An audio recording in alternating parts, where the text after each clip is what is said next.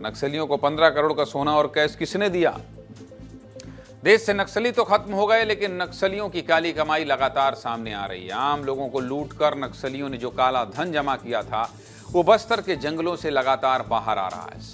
कभी कैश मिल रहा है, कभी सोना मिल रहा है, तो कभी हथियार मिल रहे हैं। लेकिन सरकार ने नक्सलियों के अवैध खजाने को लेकर बहुत बड़ा कदम उठाया है और 15 करोड़ से ज्यादा का सोना और कैश जनता को वापस लौटाने का फैसला लिया है। अब इतनी बड़ी रकम किसकी है और ये नक्सलियों तक कैसे पहुंची? जिसको वापस देंगे पता चल जाएगा कि कौन नक्सलियों को दिया था। देखिए तस्वीर। पहली तस्वीर नक्सलियों से बरामद सोने की है और दूसरी तस्वीर नक्सलियों से बरामद कैश की है। इस सोने और पैसे को नक्सलियों ने कई सालों तक जंगलों में छिपा कर रखा था और सर्च अभियान चलाकर जवानों ने इसे बस्तर के अलग अलग जिलों से क्या किया है, ढूंढ निकाला यानी बरामद किया है। लेकिन अब शासन ने इस संपत्ति के लिए दावा आपत्ति करने का मौका दिया है। दावा आपत्ति मतलब क्या? ताकि ये जिनसे लिया गया है उनके पास तक पहुंच सके। अब आप सोच रहे होंगे कि आखिर सरकार ये सोना और कैश लौटाना क्यों चाहती है? जानना चाहते हैं? चलिए ये भी बता देता हूं आपको। दरअसल अपना संगठन चलाने के लिए नक्सली अवैध रंगदारी वसूलते थे, यानी डरा धमकाकर ठेकेदारों से पैसे लेते थे।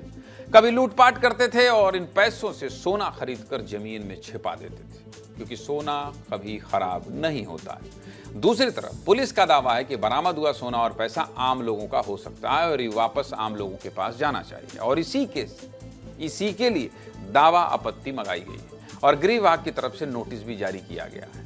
अब जिस संपत्ति के लिए दावा आपत्ति मंगाई गई है उसके बारे में भी आपको विस्तार से बता देता हूं। देखिए, सबसे पहले बात करते हैं नारायणपुर जिले की, जहां 11 मई 2026 को जवानों ने खुदाई की और अबूझमाड़ में एक बड़ा स्टील का डब्बा बरामद किया। और इस डब्बे से क्या मिला जानते हैं? 500 के नोट के 29 बंडल मिले थे, जिसकी कुल कीमत 14,89,000 रुपए थी।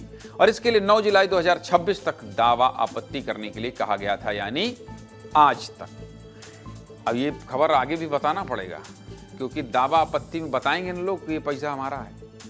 वैसे कोई भी कर सकता है, हम भी कर सकते हैं क्या, हमारा पैसा है। लेकिन फिर जांच बैठ जाएगी कि भैया नक्सलियों को पैसा क्यों दिए थे, कब से दे रहे थे।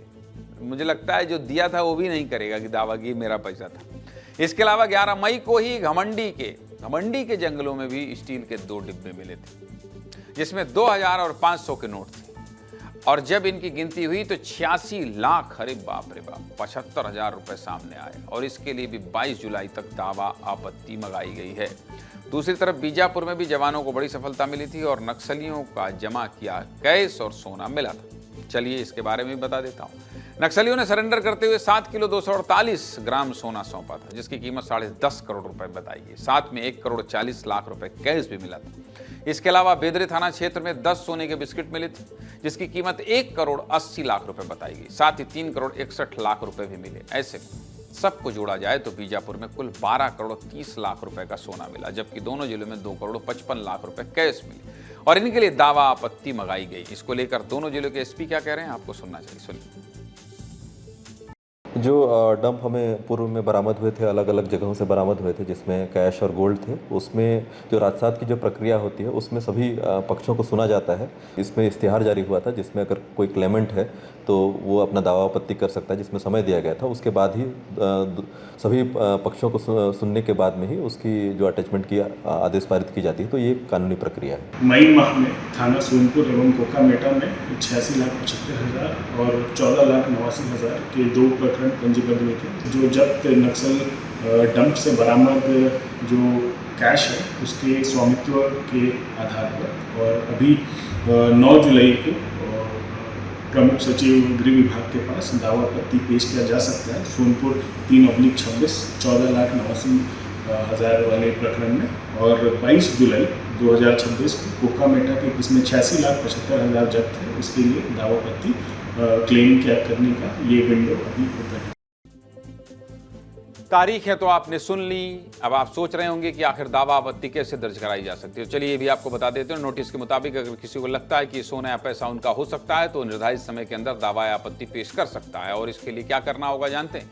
इसके लिए गृह विभाग के प्रमुख सचिव के सामने जाना पड़ेगा और अपना पक्ष बताना होगा। हालांकि अगर किसी ने दावा नहीं किया तो पैसा सरकारी खजाने में चला जाएगा। इस कार्रवाई को लेकर क्या कह रहे हैं प्रदेश के गृह मंत्री विजय शर्मा, सुनिए।